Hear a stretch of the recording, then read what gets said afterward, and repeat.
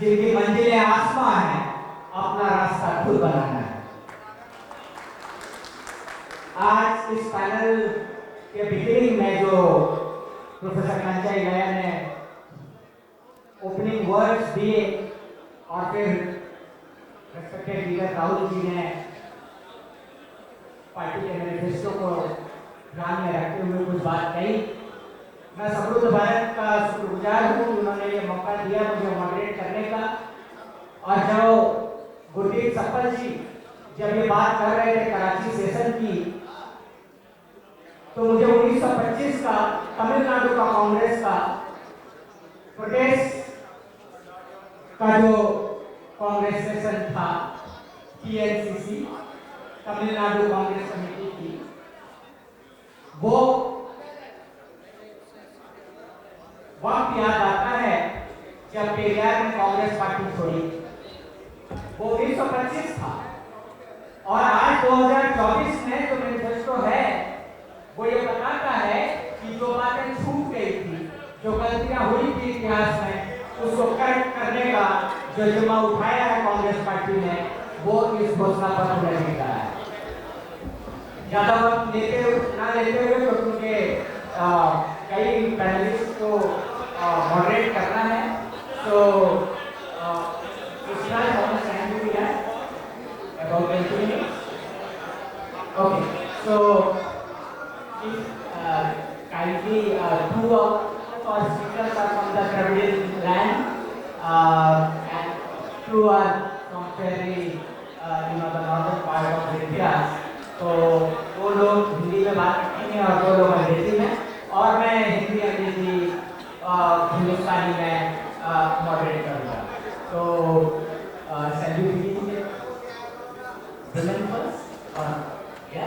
Bhangya Bhutia. So Professor Bhangya Bhutia is a noted historian and he has worked on denotified tribe, path-breaking work, and how to include this community DNT, and how is it very relevant in terms of what we call caste census, what is being done also at say over to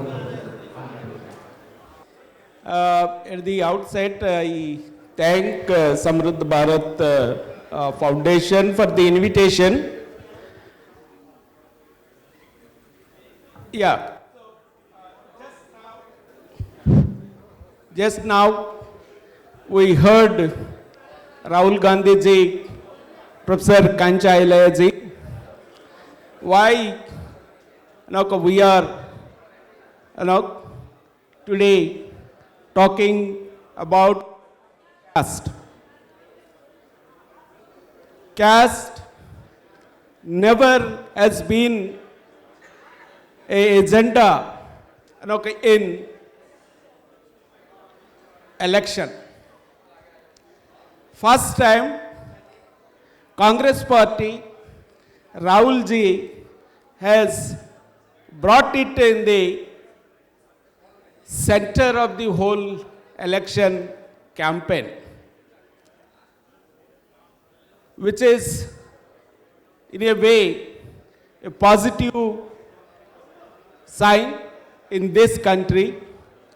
In this country, as a historian, I can tell you, caste is fundamental character of this country. And we cannot run away from the caste. Caste is a reality of our society. Then, not talking about caste would be a big crime. Ultimately, today, we are come up to a stage where we can discuss a caste question in this kind of a platform.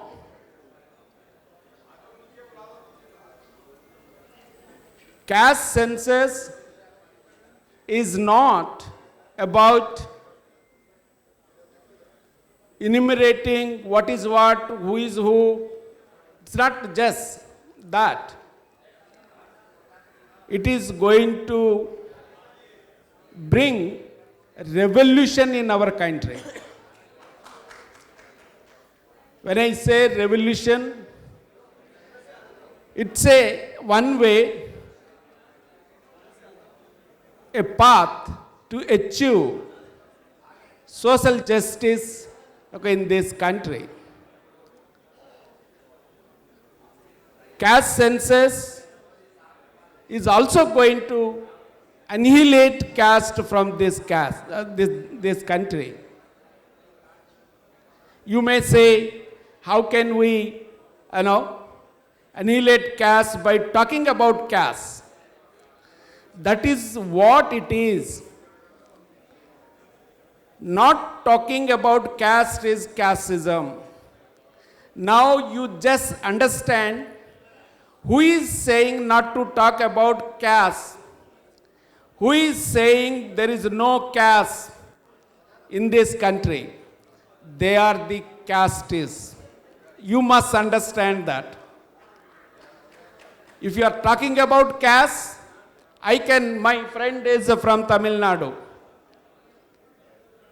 The caste question brought in first time in debate in Tamil Nadu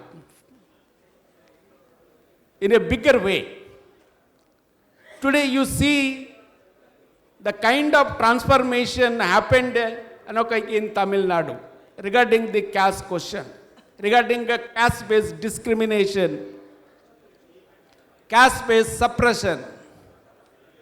So, as a historian, I can tell you, we can eradicate caste by engaging a discourse of caste.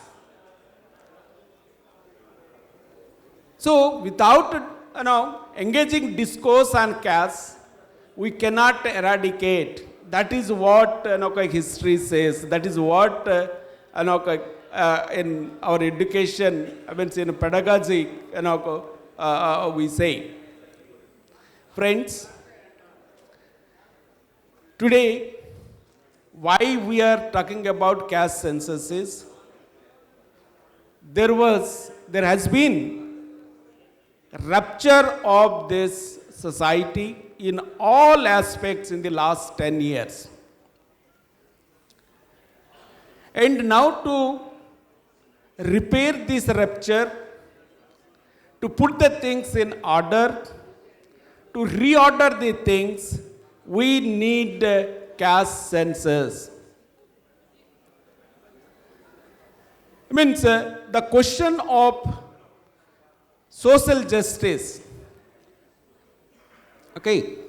very central to caste question.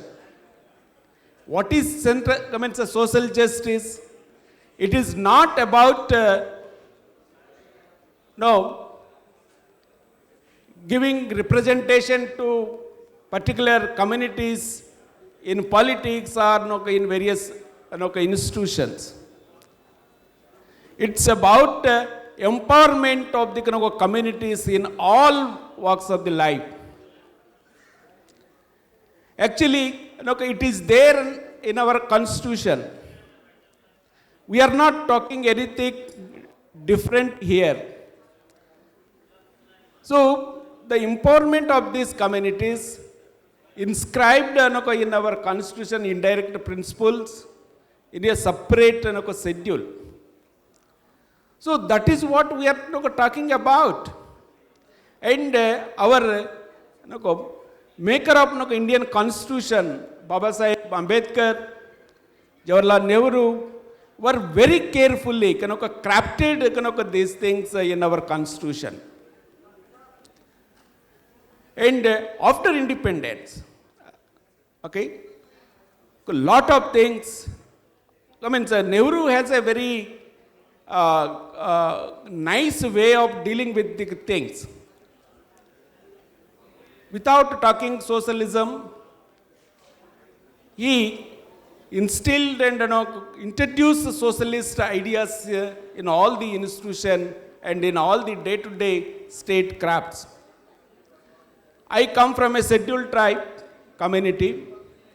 I can tell you I am the product of Nehruvian socialist state. My parents were no agricultural coolies. Today, I have achieved the highest education.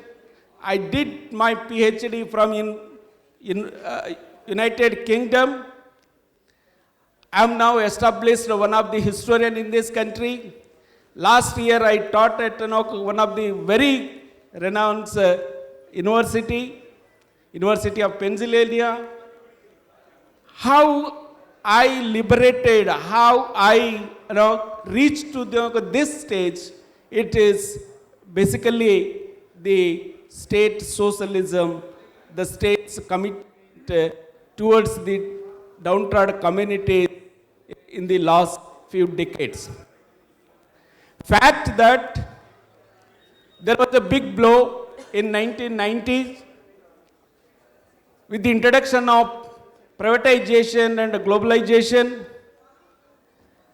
Lot of things were now pushed back. But Congress party, UPA-1, realized the kind of damage happening with the introduction of privatization and globalization and tried to repair things. UPA-1 and UPA-2 basically brought a very paradigm shift in the welfare and upliftment and empowerment of the downtrodden section by changing the welfareism to right approach.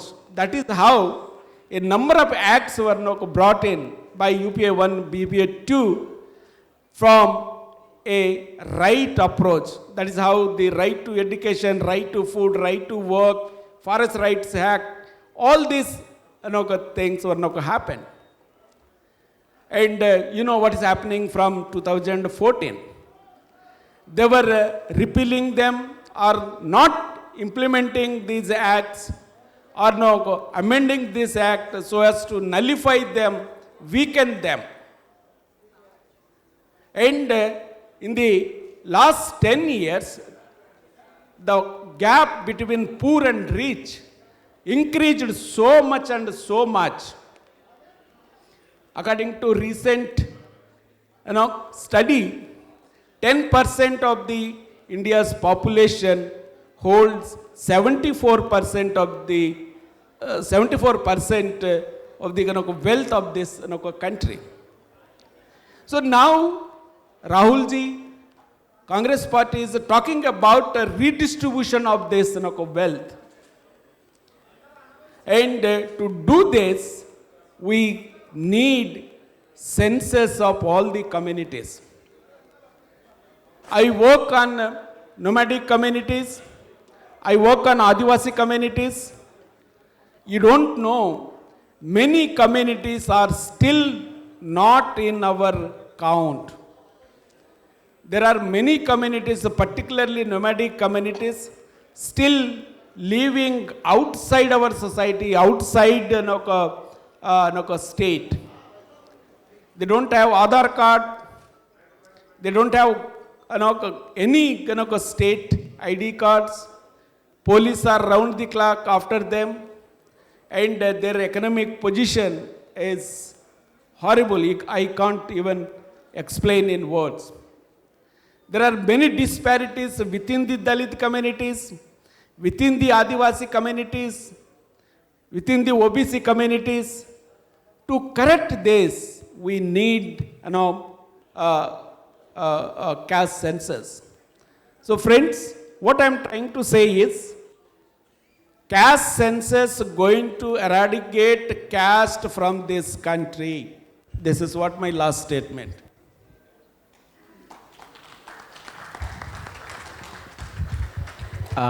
बहुत शुक्रिया भांगिया भूखिया साहब। इसके बाद हमारे अगले वक्ता के रूप में बहुत ही डायनेमिक यंग वुमेन जो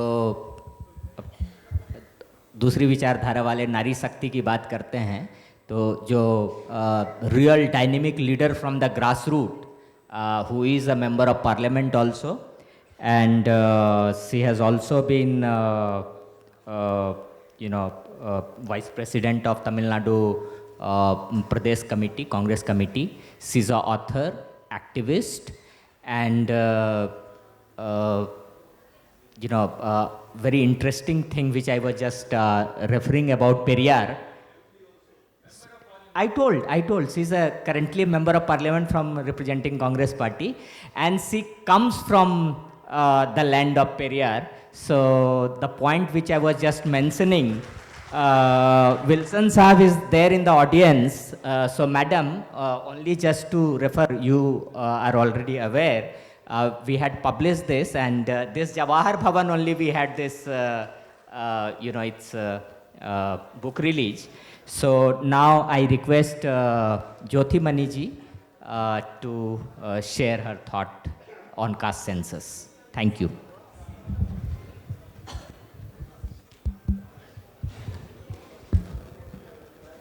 Good morning to all my fellow panelists and dear friends. Yes, we can proudly say we are from the land of Periyar. Even before the caste census, Periyar was the first and strongest advocate in Tamil Nadu and other places as well. He, even 100 years before, he could able to spell out those words against caste and oppression against women is something phenomenal. Based on Periyar values and followed by Kamarajji and Annaji, Kalingaji, we have a legacy of leaders who strictly followed the ideals of Periyar in letter and spirit. Wilsonji has mentioned from our Chief Minister letter that we have 69% reservation. The first constitutional amendment has brought to protect Tamil Nadu's 69% reservation. One of the main reasons Tamil Nadu is prosper because of this reservation system. I'm not saying Tamil Nadu is free of caste. Like everywhere, Tamil Nadu is prone to caste oppression. The only way, as my fellow panelist expressed, annihilation of caste, this is the first step in a right direction to annihilate caste, is a caste census. This is basically a scientific approach to bring accurate empirical data into the table to distribute power, wealth, whatever it is. Rahulji rightly mentioned how 90% of positions across the board, whether it is a politics, political parties, judiciary, media, administration, is controlled by the same 90% people. 10% people. How we will empower the rest of the 90% people is the big question in front of us. Unless until we don't have a proper data, unless until we don't go door to door and find out the actual representation of the caste groups, it's very difficult for us to justify whatever the steps we have taken. This is the current election is a battle of two ideologies. It's not an election to capture power, to eliminate Mr. Modi's government. It's a battle of two ideologies. When we say Mandal, they will say Kamandal. Thank you.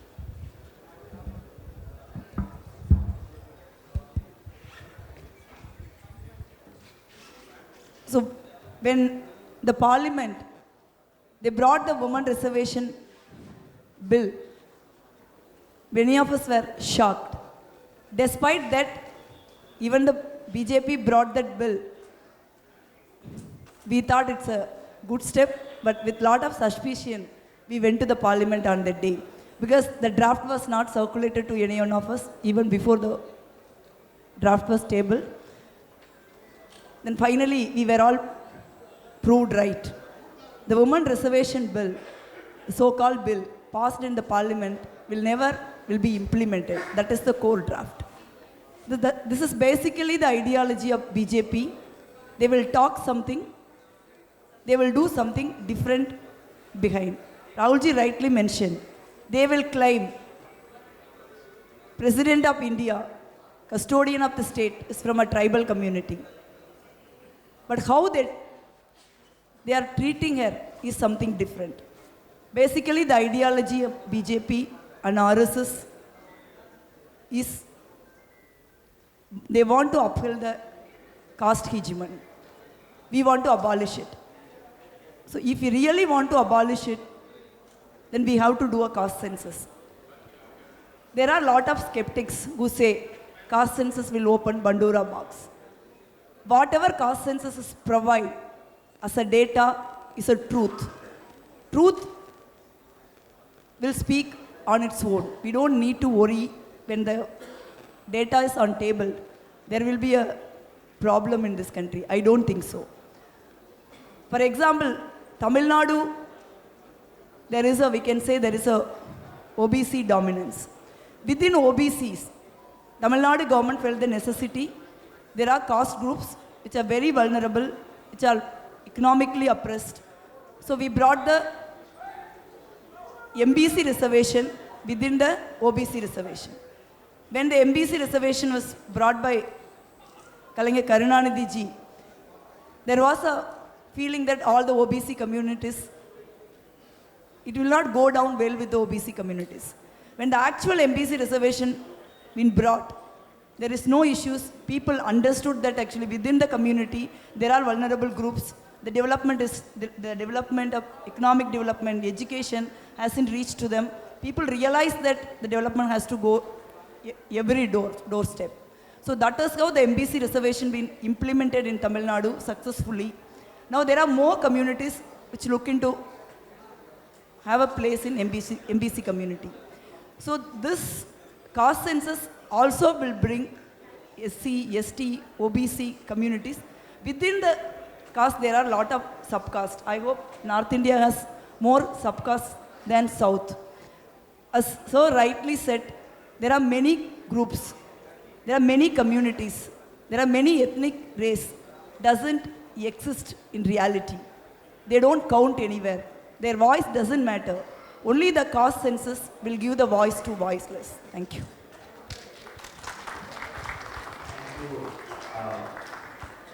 Member of Parliament, she represents Karur constituency in Tamil Nadu. One of my PhD students. और क्योंकि मैं बिहार से आता हूँ तो मैं बिहार जिला हूँ, तो कुछ लोगों ने भी जो वहाँ के स्टेट चीफ हैं सम्राट चौधरी उनसे पूछ लिया, तो बोला नहीं हम लोगों ने ही कास्ट सेंसस कराया और ये बात सही है कि वहाँ पर बीजेपी डिनाई नहीं कर पाई। तो अब मुझे पता नहीं कि अगर सचमुच में ये सेंटर में ये डिमांड आता है तो वो आप खोज कैसे करेंगे। एक और बात जो मुझे लगता है कि हम अपने आज़ादी की दास्तां तब तक नहीं लिख पाएंगे जब तक हम अपने गुलामी की बेड़ियों को पहचानेंगे। और जो राहुल जी कह रहे थे हमारा इतिहास वो मिटाना चाहते हैं, तो उन बेड़ियों को समझने के लिए हमारे अगले वक्ता के रूप में रविकांत जी हैं, लगातार लिखते हैं, पढ़ते हैं, बोलते हैं। और हमारे मित्र और सीनियर प्रोफेसर रतनलाल से जब भी मिलता हूँ तो मैं बोलता हूँ सर हमारा जनरेशन का दुविधा है कि हम लिखें कि लिखें, क्योंकि ये यूट्यूब वो हर जगह आपको सोशल मीडिया पर लिखना भी है और साथ साथ यूनिवर्सिटी में पढ़ाते हैं तो आपको लिखना भी है। तो आप बहुत लिखेंगे तो लिखेंगे नहीं, जब बहुत लिखेंगे तो लिखेंगे नहीं। लेकिन रविकांत जी दोनों को बैलेंस कर रहे हैं। तो लखनऊ यूनिवर्सिटी में हिंदी पढ़ाते हैं और PhD से पढ़े हुए हैं। मैं आग्रह करता हूँ कि रविकांत जी अपने मत से हैं। बहुत शुक्रिया। मैं समय बस उतना ही लूँगा, लेकिन उधर से मुझे यहाँ अच्छा लगा कि आप लोगों के सामने खड़े होकर के मैं बात करूँ। आदरणीय मंच और हमारे सामने आदरणीय राजन पाल गौतम जी, विल्सन साहब, प्रोफेसर मेहरोत्रा साहब, राजीव ध्यानी जी, अनिस अंसारी साहब, सुमित चौहान जी भी आ गए हैं, प्रोफेसर रतनलाल जी और बहुत सारे हमारे साथियों। जो आज का विषय है और मुझे लगता है कि आज का जो सामाजिक न्याय सम्मेलन है ही वक्त पर है। वो इसलिए कि एक ऐसे समय पर जब प्रधानमंत्री जैसे पद पर बैठा हुआ व्यक्ति पूरी चुनाव आचार संहिता और संविधान को ताक पर रख करके मंगलसूत्र की बात कर रहा हो और ये कह रहा हो कि कास्ट सेंसस में एक्सरे शब्द का इस्तेमाल इसलिए हो रहा है क्योंकि उन्हें मंगलसूत्र भी नहीं छोड़ना है। आपको ये बात समझ में आ रही होगी कि जिस व्यक्ति ने खुद अपनी पत्नी के मंगलसूत्र की कभी परवाह नहीं की, वो इस देश की करोड़ों महिलाओं की मंगलसूत्र की चिंता कर रहा है। दोस्तों, जो विषय है ये, इस पर मैं आने के पहले एक दो बातें थोड़ा जो महत्वपूर्ण लग रही हैं मैं उस पर करना चाहता हूँ। पहली बात तो ये कि बहुत ऑफेंसिव होकर के इस समय बोलने की ज़रूरत है और जो लोकतंत्र का समय है ये सम्मान, सहभागिता और साझेदारी की भावनाओं के साथ आगे बढ़ेगा। और इसीलिए मैं कई बार कहता हूँ कि आज के समय की जो राजनीति है वो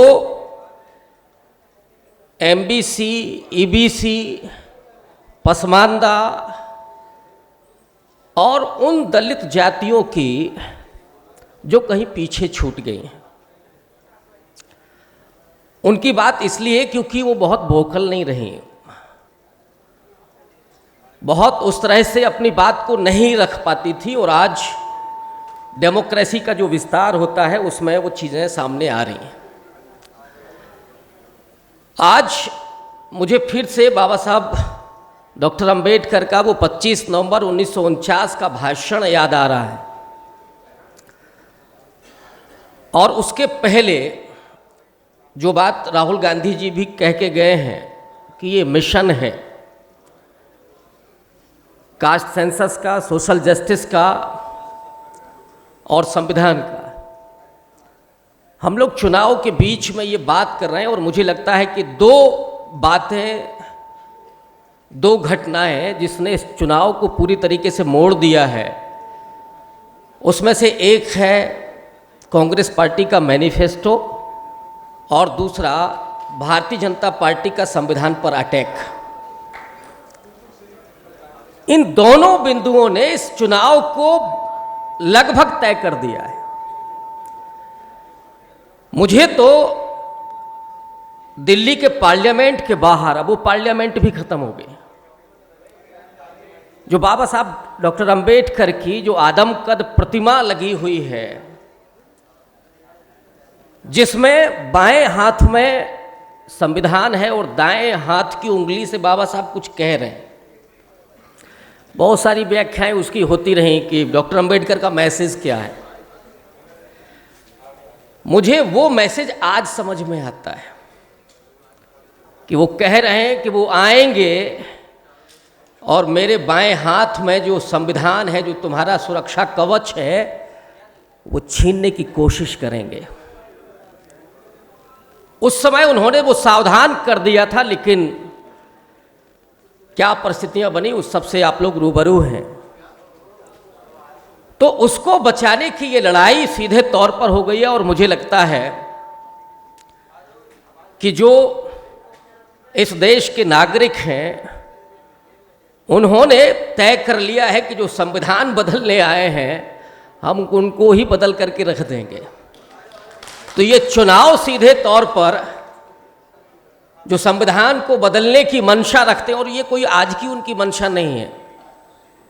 30 नवंबर 1949 को उन्होंने ऑर्गेनाइजर में क्या लिखा था कि ये संविधान हमें इसलिए स्वीकार नहीं है क्योंकि इसमें मनुस्मृति की संहिताएं नहीं हैं। और फिर अरुण शौरी से होते हुए चले आइए यहाँ तक, वो एक लंबी फेरिस्त है। डॉक्टर अंबेडकर ने अपने उस भाषण में, जिसको मैं बार बार अपील करता हूं कि उसको पढ़ना चाहिए, उसमें 3-4 चुनौतियों की बात की है। एक तो उन्होंने कहा था कि ये जो आज़ादी हमको मिली है, वो जो डेमोक्रेसी हमारी है, वो उस दिन खतरे में पड़ सकती है जब कोई राजनीतिक दल अपना हित देश के ऊपर समझने लगेगा। उसी में जुड़ा हुआ था कि अगर बड़ा मैंडेट मिलता है, जो 400 पार की बात हो रही है, और मैं तो शुक्रिया अदा करूंगा उन तमाम बीजेपी के नेताओं का कि उन्होंने बता दिया कि 400 पार हमें क्यों चाहिए, कि अगर इस तरह का मैंडेट मिलता है तो वो डेमोक्रेसी खतरे में पड़ेगी। इसके अलावा ये भी बाबा साहब कहते हैं कि सामाजिक लोकतंत्र के बिना राजनीतिक लोकतंत्र खतरे में पड़ सकता है, यानी उसकी ज़्यादा ज़रूरत है। और बिल्कुल आखिरी में जिस बात को उन्होंने कहा था कि राजनीतिक सत्ता में भागीदारी अब वो दलित वंचित तबके चाहते हैं जिनका कंधा तुम्हारी गुलामी का बोझा उठाते उठाते थक चुका है, और ये वो वक्त आ गया है। जो समाज, जो जातियां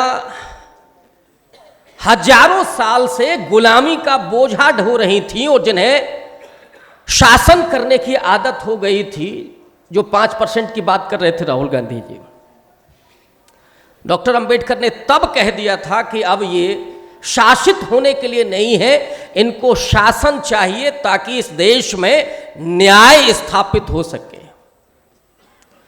आज जब कास्ट सेंसस की बात हो रही है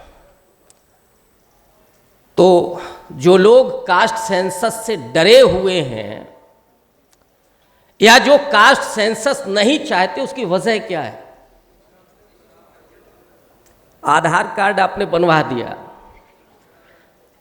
सोशल मीडिया पर आपका सारा डाटा मौजूद है, कहाँ नहीं मालूम है कि किसकी क्या जाति है, किसने क्या पढ़ाई की है, किसकी आर्थिक स्थिति क्या है। लेकिन अगर ये पता लग जाए, अभी तो केवल उनको पता है, तो कहीं इस ताकत का एहसास उन लोगों को ना हो जाए जो हजारों साल से गुलामी के शिकार हैं। वो उस डेमोक्रेसी में अपनी सहभागिता, अपनी भागीदारी ना मांगने लगे, ये डर उनको है। और जो संसाधनों पर कब्जा है, जमींदारी उन्मूलन के बाद भी ये नहीं हो पाया, प्रिवी पर्स की समाप्ति के बाद भी वो नहीं हो पाया, इवन भूमिहीनों को जो जमीनें मिली उसमें भी वो नहीं हो पाया। लेकिन कास्ट सेंसस के जरिए जब सोशियो इकोनॉमिक डेटा होगा तो ये चीज बाहर आ जाएगी कि किसके पास कितना माल है और किसके घर में फाके पड़ रहे हैं। वे लोग भी खड़े होंगे और अपनी भागीदारी मांगेंगे। इनकी दिक्कत ये है, और ये वो लोग हैं जो असल में अल्पसंख्यक हैं, और ये जो अल्पसंख्यक लोग हैं जिनका संसाधनों पर कब्जा है सदियों से, वो उस वर्चस्व को बनाए रखना चाहते हैं। और इसीलिए कास्ट सेंसस ना हो, लोगों को जानकारी ना हो, और तर्क क्या देते हैं कि इससे विभाजन होगा। समाज में विभाजन कास्ट सेंसस से होगा क्या? आप तो मनु की संहिताओं को लागू करने की बात कर रहे थे, और जो मनुस्मृति में है, जो विभाजन है, भेदभाव है, उत्पीड़न है, अन्याय है, वंचना है, यातना है, ये शब्द उनको नहीं मालूम है, उनको वो दर्द नहीं मालूम है। अभी जो अरविंद जी कह रहे थे कि हम पढ़ें कि लिखें, अभी सिर्फ काम पढ़ने और लिखने से भी नहीं चल रहा है, तो पिटने तक का हिसाब चल रहा है। अगर आप बोलते हैं, अगर आप लिखते हैं, तो इसके लिए भी तैयार रहिए। लेकिन इस कास्ट सेंसस के जरिए जब आपको अपनी सहभागिता, अपनी भागीदारी मालूम होगी और हमारी कितनी हिस्सेदारी होनी चाहिए ये मालूम होगा, तब आप खड़े भी होंगे। तो इनका मकसद जो है कि इस देश को, वो कह भले ही रहे वो विकसित भारत, असल में उनको एक कुपोषित भारत चाहिए, असल में उनको एक अपाहिज भारत चाहिए, ताकि वो जो चंद लोग हैं जिनका संसाधनों पर कब्जा है वो अपने उस वर्चस्व को बनाए रख सकें, और जो बहुसंख्यक तबका है, जो इस देश का किसान है, मजदूर है, दलित है, पिछड़ा है, आदिवासी है, ये उनकी वंचना का शिकार होते रहे। ये असल मुद्दा ये है। लेकिन दोस्तों, क्या ये अब इसमें कामयाब हो पाएंगे? इन 70-75 साल में ये जो हुआ, वो मेरिट की भी बात करते रहते थे कि आरक्षण होगा तो साहब मेरिट को बड़ी चोट पहुंचेगी। इस देश के सबसे वंचित तबके ने इन 70 साल में ये दिखाया है, ये बताया है कि एक ऐसी समाज को जिसे हजारों साल तक दबाया जाता रहा, अगर उसे अवसर मिला तो उसने वो मेरिट भी बताई, और उसी समाज ने वो डॉक्टर अंबेडकर को भी पैदा किया, जिन्होंने कोलंबिया विश्वविद्यालय में सिंबल ऑफ नॉलेज का दर्जा भी पाया। डॉक्टर लोहिया जो कहा करते थे कि मेरिट से अवसर तय नहीं होता है, अवसर से मेरिट तय होती है। इस देश के खास करके दलित तबके ने पूरी दुनिया में यह दिखाया है कि इतनी शीघ्रता से, इतने कम समय में इतना वंचित तबका इतने ऊपर खड़ा हो सकता है, ये केवल और केवल उदाहरण हिंदुस्तान के, भारत के दलित का है। लेकिन उन्हें मेहरबानी करने की आदत है।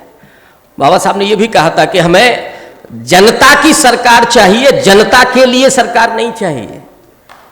यहां तो अगर आप वैक्सीन भी दे रहे हैं तो thank you Modi ji, 1 kilo नमक दे रहे हैं तो थैंक यू मोदी जी। हमारे यहां बायोमेट्रिक लग गई है और उसमें शक्ल दिखाते हैं तो थैंक यू आता है। मैंने कहा अगर ये तीसरी बार आ गए तो उसमें आएगा thank you Modi ji. Biometric के सामने भी आपका थोबड़ा जाएगा तो थैंक यू मोदी जी होगा। ये हालात इस देश में बना दिए हैं।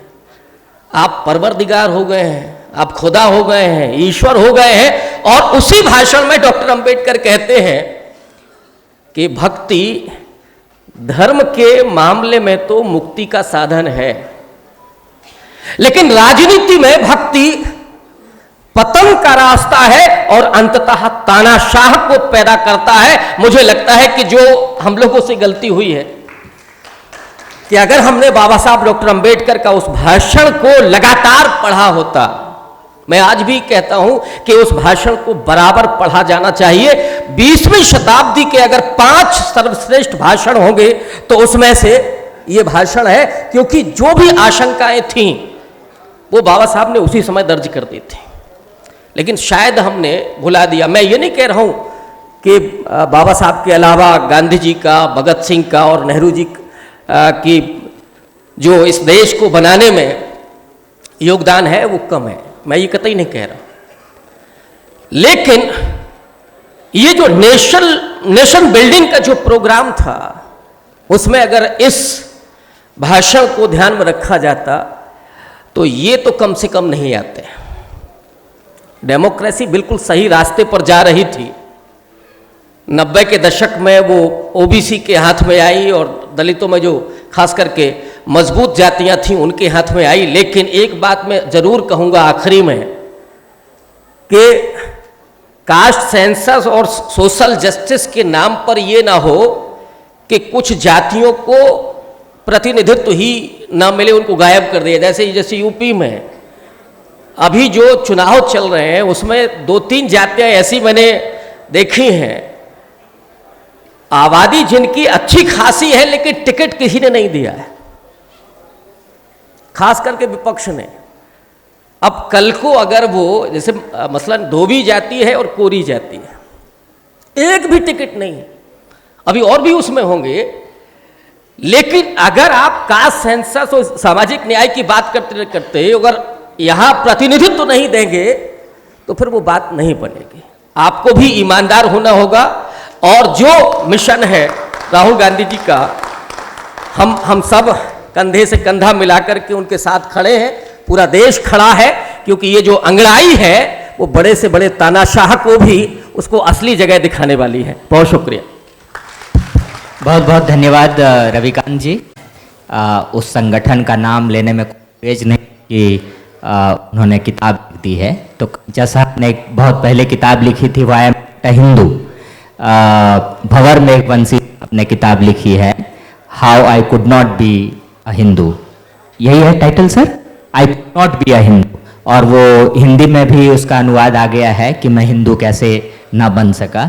तो कहने का ये मतलब, ये बात निहित है, उस संगठन के लिए इन्होंने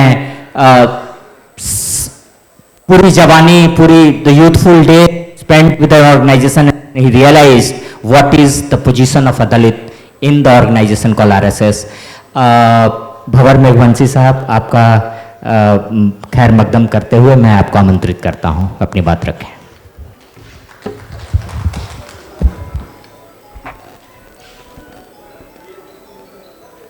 मंच पर उपस्थित ज्योतिमणि जी,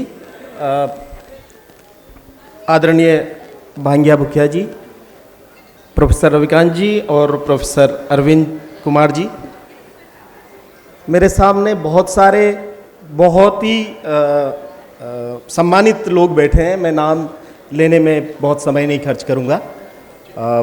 मुझे लगता है कि जाति जनगणना जो आज का विषय है, उस पर सुबह से अब तक बहुत सारी बातचीत हो चुकी है और यहाँ जितने भी आप लोग बैठे हैं, आप सब लोग अवेयर हैं इस बात से कि क्यों जरूरी है भारत में जाति की जनगणना की जो ये बात हो रही है। जिस संगठन का जिक्र किया गया और जहां मैं था कुछ सालों तक के लिए,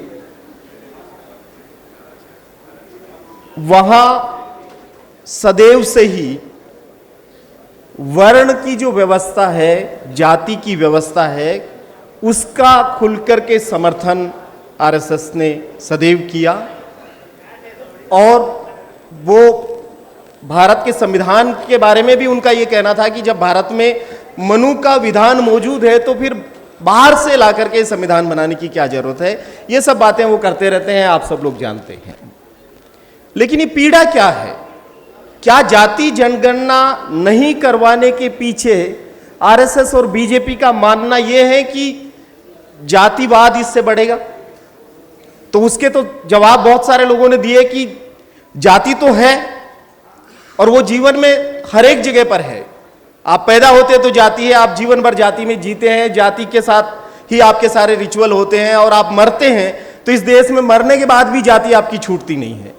इस देश में तमाम जगहों पे शमशान और कब्रिस्तान तक जाति के आधार पर है और मर जाने के बाद में हरिद्वार और गया जी जब लोगों को ले जाया जाता है तो हड्डियों कौन से घाट पर के जाकर के गिरेगी, उसके लिए भी जाति के आधार पे घाट है। तो जाति कहां नहीं है?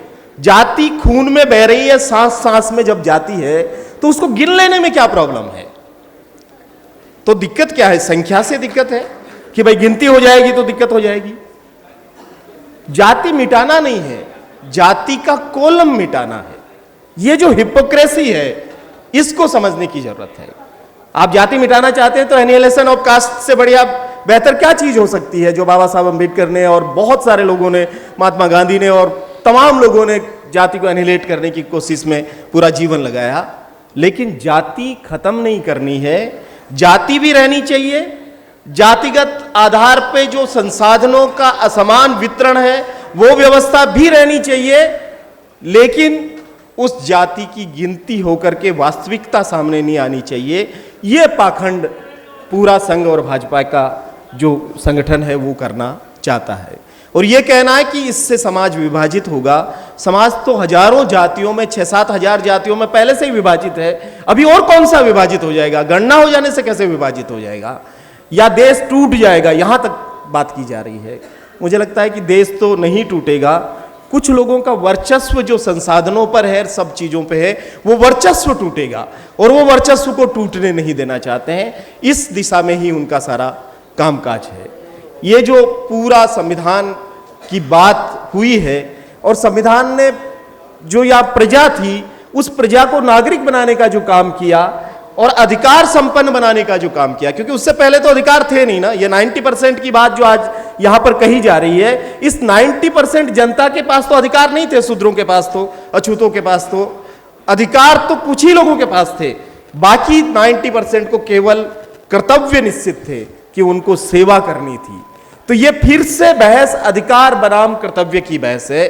वो चाहते हैं कि अधिकार संपन्न जो संविधान ने बनाया है बहुत बड़ी आबादी को, उनके अधिकारों को छीना जाए और वापस केवल उनको कर्तव्य तक निश्चित कर दिया जाए। आजकल ये बहस तेजी से बढ़ रही है। जब भी आप बात करो राइट बेस्ड चीजों की, वो कहते हैं नहीं नहीं बहुत हो गया है, बहुत अधिकार हो गए हैं, टू मच डेमोक्रेसी हो गई है, अभी इसकी जरूरत नहीं है, आप तो कर्तव्य की बात कीजिए। तो ये कर्तव्य का विमर्श आता किधर से है? ये कर्तव्य का पूरा विमर्श वर्ण व्यवस्था से आता है, ये पूरा मनुस्मृति और उन सब चीजों से आता है। तो अगर कोई जाति जनगणना के खिलाफ है तो यह पक्का मानिए कि वो वर्ण व्यवस्था का समर्थक है, मनुवादी है, वो संविधान विरोधी है और लोकतंत्र विरोधी है, वो देश का भी विरोधी है और इस पूरे समुदाय का भी विरोधी है। तो ये सब जो लोग हैं इनको हमें जवाब भी देना है, लेकिन ये जाति जनगणना से लाभान्वित जो वर्ग है उस तक क्या बात हम पहुंचा पा रहे हैं या नहीं पहुंचा पा रहे हैं। क्योंकि अनुसूचित जाति और जनजाति की जनगणना तो सदैव से होती आई है। 1871 से जब से जनगणना चल रही है और 1931 तक जनगणना चली और 41 में भी जाति जनगणना हुई, आंकड़े नहीं आए बाहर। उसके बाद जब देश आजाद हुआ, संविधान लागू हुआ, तब से एससी और एसटी को तो गिना जा रहा है, उसमें कोई दिक्कत नहीं है। लेकिन अब जो जाति जनगणना होगी उसका फायदा जो होगा वो ओबीसी को होगा। लेकिन क्या ओबीसी को समझा पा रहे हैं हम? क्या ओबीसी इसको समझ रही है? 22 जनवरी को हमने देखा क्या झंडे उठा करके ओबीसी सर्वाधिक चल रही है। और मैं जिम्मेदारी के साथ यहां कहना चाहता हूं कि ओबीसी हिंदुत्व की और सांप्रदायिकता की जो लाश है उसको ढो रही है और ये जो पूरा विचारधारा है वो उसी के अधिकार के का डाका डालने में तुला हुआ है। तो ये बात अगर हम समझा पाए तो मुझे लगता है कि ये बहुत जरूरी टास्क है। राहुल जी ने तो अपना लाइफ मिशन बना लिया, यहां तमाम बैठे हुए बहुत लोगों का लाइफ मिशन है जो जीवन भर इसी सारी चीज को काम कर रहे हैं। लेकिन इस सामाजिक जो एक ऐतिहासिक सामाजिक अन्याय जो हजारों साल से रहा है उसको अगर सामाजिक न्याय में तब्दील करना है तो गिनती तो होनी पड़ेगी। बीमारी है तो उसका डायग्नोसिस तो होना पड़ेगा, थर्मामीटर तो लगाना पड़ेगा, कोई तो मैकेनिज्म बनाना पड़ेगा। और वो मैकेनिज्म अगर बन रहा है तो उसके खिलाफ किस तरीके से प्रधानमंत्री भाषा में बात कर रहे हैं। पीएम की जो भाषा है, क्या वो भाषा एक प्रधानमंत्री की भाषा है? मुझे लगता है कि एक सड़क छाप व्यक्ति की भाषा वो नहीं होती जो भाषा हमारे प्रधानमंत्री की है। हमारे बांसवाड़ा में आकर के उन्होंने जो कुछ बोला, जिस तरह की बातें उन्होंने बोली और पूरे इस डिस्कोर्स को दूसरी दिशा में ले गए और ये कहा कि ये एक्सरे जो है लोगों के मंगलसूत्र छीनने हैं, उनकी संपत्ति क्या है, 2 मकान है तो 1 मकान जो है वो मुसलमानों को देने की पूरी चीज की जा रही है। तो ये पूरा डिस्कोर्स जब जब भी भारत में और आधुनिक भारत में जब जब भी पिछड़े समुदाय को कुछ मिलने की बारी आती है, ये विचारधारा कुछ न कुछ कमंडल लेकर के निकल जाती है। मंडल आया तो कमंडल, राम मंदिर का पूरा मुद्दा आ गया, अभी फिर से जाति जनगणना का चीज आई है।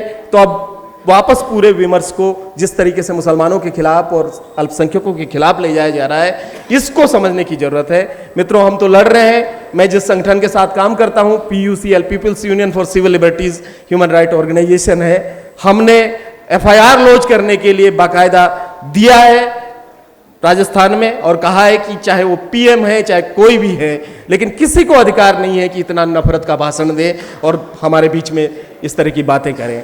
तो ये जो चीज़ें चल रही है इसका हमें मुकाबला तो करना ही है, लेकिन जाति जनगणना के इश्यू को बहुत ही महत्वपूर्ण तरीके से, ऑफेंसिव तरीके से ले जाना पड़ेगा। इसमें डिफेंसिव रहने की जरूरत नहीं है, क्योंकि ये पूरी जो हिपोक्रेसी है, 2011 में भी जब सोशियो इकोनॉमिक सर्वे संयुक्त प्रगतिशील गठबंधन की सरकार ने किया तो इसी देश में इन्हीं लोगों ने एक हम हिंदुस्तानी करके एक पूरा प्रोपेगेंडा चलाया, कहा कि जब जाति गिनी जाएगी तो हम लिखेंगे कि हम अपने नाम के आगे हिंदुस्तानी लिखेंगे। लेकिन लिखने से क्या होता है, सब कोई जानता है कि हर एक की एक जाति है, जाति के आधार पर लाभ है, उसको लोग उठा रहे हैं, जाति के आधार पे मोहल्लों में रहते हैं, गांवों के नाम जाति के आधार पे हैं, जाति जीवन को पूरी तरीके से नियंत्रित कर रही है, इस देश में जुल्म तक जाति के आधार पे हो रहे हैं, तो फिर जाति की गणना हो जाए तो कौन सा पहाड़ टूट पड़ जाएगा, क्या आपदा आ जाएगी। तो ताकत के साथ हमें कहना पड़ेगा कि जाति जनगणना बहुत जरूरी चीज है और हमको वो चाहिए। बहुत धन्यवाद, आपने मुझे बुलाया और बात करने का मौका दिया। Thank you. शुक्रिया भंवर मेघवंशी साहब। अभी जब प्रोग्राम शुरू हुआ था सुबह में, तो ये कहा गया कि राहुल जी ने ही कहा कि हिंदुस्तान में बस अब दो जातियां हैं, अमीर और गरीब, rich and poor. I am reminded of my student days when we learned that when Mandal commission went to West Bengal, the then chief minister Jyoti Basu had said कि बंगाल में बस दो ही जातियां हैं, अमीर और गरीब। तो वो क्लास की बात करते थे और ये हिंदू मोबिलाइजेशन और हिंदू कंसोलिडेशन की बात कर रहे हैं। So we all understand the differences. बहरहाल we had a very fruitful discussion and जाहिर है यहाँ पर ज़्यादातर लोग हिंदी में सुनना पसंद कर रहे हैं, पर हमारे दो वक्ता डीप साउथ से थे। But again while wrapping up the session, Jyotimani madam, I am reminded of Periyar's why women were enslaved। और मुझे लगता है कि कोई भी Indian feminist, radical feminist thinker तो नहीं है जिन्होंने इतनी रेडिकल बातें वाई वुमेन वर इंस्लेव्ड जो पेरियार साहब ने लिखी है। मैं फिर से जहां से बात शुरू की थी वहीं खत्म कर रहा हूं कि आरएसएस का अगले साल 100वां साल है, मतलब 1925, और 1925 ही वो साल है जब पेरियार ने प्रोपोर्शनल रिप्रेजेंटेशन के नाम पर कांग्रेस पार्टी छोड़ी थी। So this is a historical blunder which Congress party has dare to correct, and with this line I say that caste census is just a means, proportional representation is the end. बहुत शुक्रिया।